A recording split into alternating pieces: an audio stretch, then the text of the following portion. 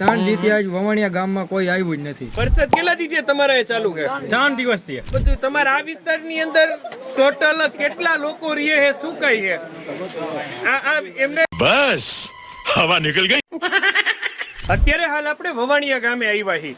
તમે જોઈ શકો છો અત્યારે ચોકની અંદર અત્યારે વરસાદ ચાલુ છે. વરસાદના પાણી આ બાજુ ઘરોની અંદર થઈને બહાર નીકળે છે, પણ અત્યારે હાલ એમના તળાવ આ બાજુનો હોકળો બધું ભરાઈ ગયું છે.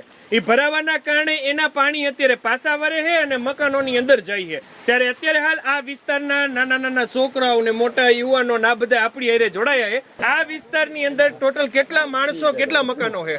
300 મકાનો છે. 300 મકાનો છે. એમ નહીં તો આ બાજુમાં ટોટલ લેતા માણસો કેટલા હશે? તો 500 માણસો છે. હે 500. બરાબર. એટલે આટલા બધા લોકો અહીંયા આ વિસ્તારની અંદર રહે છે. આ વરસાદ કેટલા દીથી તમારે ચાલુ છે? 3 દિવસથી. 3 દીથી સતત ચાલુ છે. ફૂલ ચાલુ છે. ફૂલ 3 દિવસથી. એમ ત્યાં વરસાદ ચાલુ છે, બધા ઘરોને લોકોને બધા તકલીફ પડતી હશે ને? બધાને તકલીફ પડે છે. હગાવાલોના ઘરે બીજા આમ કે બાયને બેઠા હોય બિચારા અમારા જેવા જો હોય. એમ એટલે એમ નહીં, અમુક આ ઘરો મૂકીને વયા ગયા, મૂકીને જોયું જવું પડે. શું પોઝિશન ખરાબ હે, એમ પાણી વધવામાં જાય. 3 દી થી આ જ પોઝિશન હે.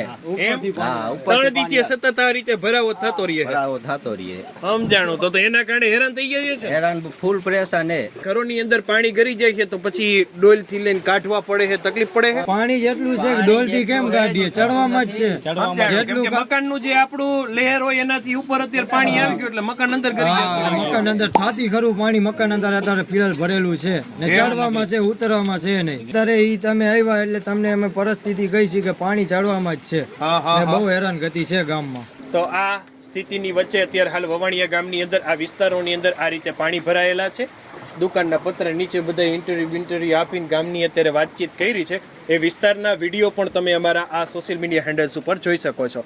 આપ સૌ લોકોનો ખૂબ ખૂબ આભાર અમારી સાથે જોડાવા માટે. તમે લોકો તમારા ફેસબુક પેજ, યુટ્યુબ ચેનલ અને ઇન્સ્ટાગ્રામ ઉપર